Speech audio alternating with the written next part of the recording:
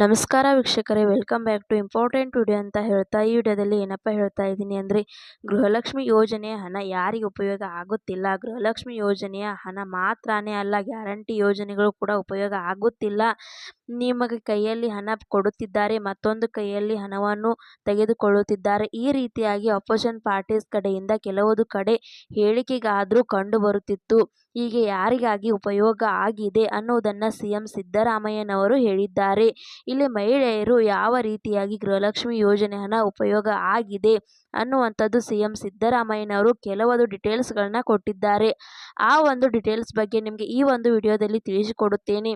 ವಿಡಿಯೋವನ್ನು ಮಧ್ಯದಲ್ಲಿ ಸ್ಕಿಪ್ ಮಾಡದೆ ಕೊನೆವರೆಗೂ ನೋಡ್ತಾ ಹೋಗಿ. ಹಾಗೆ ನಮ್ಮ ಚಾನೆಲ್ನ ಇನ್ನೂ ಯಾರು ಸಬ್ಸ್ಕ್ರೈಬ್ ಮಾಡಿಕೊಂಡಿಲ್ಲ, ಸಬ್ಸ್ಕ್ರೈಬ್ ಮಾಡಿಕೊಳ್ಳಿ. ವೀಕ್ಷಕರೇ, ಇಲ್ಲಿ ಗೃಹಲಕ್ಷ್ಮಿ ಯೋಜನೆ ಹಣ ಕೂಡಿ ಇಟ್ಟುಕೊಂಡು ಮೊಬೈಲ್ ಖರೀದಿಸಿದ ಹಾವೇರಿಯ ಮಹಿಳೆ. ಇಲ್ಲಿ ಹಾವೇರಿಯ ಮಹಿಳೆಯೊಬ್ಬರು ಇಲ್ಲಿ ಗೃಹಲಕ್ಷ್ಮಿ ಯೋಜನೆಯ ಹಣವನ್ನು ಕೂಡಿಟ್ಟುಕೊಂಡು ಇಲ್ಲಿ ಮೊಬೈಲ್ ಅನ್ನ ತೆಗೆದುಕೊಂಡಿದ್ದಾರೆ. ನೋಡಿ, ಇಲ್ಲಿ ಗೃಹಲಕ್ಷ್ಮಿ ಯೋಜನೆಯ ಹಣನ ಕೂಡಿಟ್ಟು ಮಹಿಳೆಯರೊಬ್ಬರು ಮೊಬೈಲ್ ಅನ್ನ ಖರೀದಿಸಿದ್ದಾರೆ. ವಾಲ್ ಪೇಪರ್ ಅಲ್ಲಿ ಸಿಎಂ ಸಿದ್ದರಾಮಯ್ಯನವರ ಫೋಟೋವನ್ನು ಹಾಕಿಕೊಂಡು ಸಂತಸವನ್ನು ವ್ಯಕ್ತಪಡಿಸಿದ್ದಾರೆ. ಇಲ್ಲಿ ನೋಡ್ರಿ, ಮೊಬೈಲ್ ಅನ್ನು ತೆಗೆದುಕೊಂಡು ಅದರಲ್ಲಿ ಸಿಎಂ ಸಿದ್ದರಾಮಯ್ಯನವರ ಫೋಟೋವನ್ನು ವಾಲ್ ಪೇಪರ್ಗೆ ಹಾಕಿ ಅವರ ಒಂದು ಸಂತಸವನ್ನು ವ್ಯಕ್ತಪಡಿಸಿದ್ದಾರಂತೆ.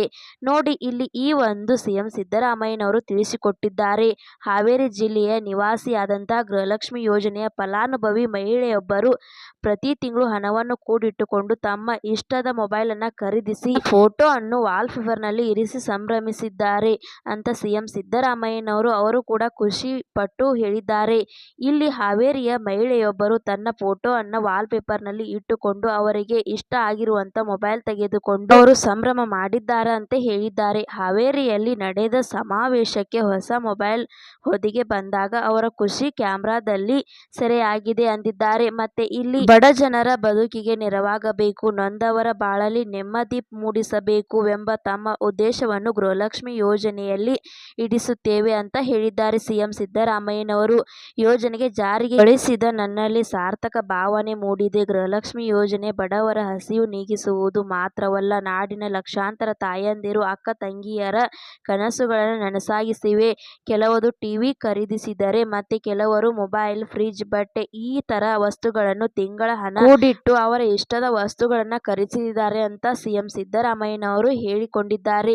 ಇಲ್ಲಿ ಓಕೆನಾ, ಒಬ್ರು ಮಹಿಳೆಯರು ಇಷ್ಟ ಆಗಿರುವಂತ ವಸ್ತುಗಳನ್ನು ತೆಗೆದುಕೊಳ್ಳುತ್ತಿದ್ದಾರೆ. ಈ ರೀತಿ ಗೃಹಲಕ್ಷ್ಮಿ ಯೋಜನೆಯ ಹಣ ತುಂಬಾನೇ ಉಪಯೋಗ ಆಗುತ್ತಿದೆ ಅಂತ ಇಲ್ಲಿ ಸಿಎಂ ಸಿದ್ದರಾಮಯ್ಯನವರು ಅವರ ಸಂತಸವನ್ನು ವ್ಯಕ್ತಪಡಿಸಿದ್ದಾರೆ, ಅವರ ಒಂದು ಸಂತೋಷವನ್ನ ವ್ಯಕ್ತಪಡಿಸಿದ್ದಾರೆ. ಈ ಒಂದು ವಿಡಿಯೋನ ಗೃಹಲಕ್ಷ್ಮಿ ಯೋಜನೆಗೆ ಯಾರ್ಯಾರು ಅರ್ಜಿ ಸಲ್ಲಿಸಿದ್ದಾರೆ ಎಲ್ಲರಿಗೂ ಕೂಡ ಶೇರ್ ಮಾಡಿ. ಹಾಗೆ ಈ ವಿಡಿಯೋ ನಿಮಗೆ ಇಷ್ಟ ಆಗಿದೆ ಅಂತ ಅನ್ಕೋತೇನೆ.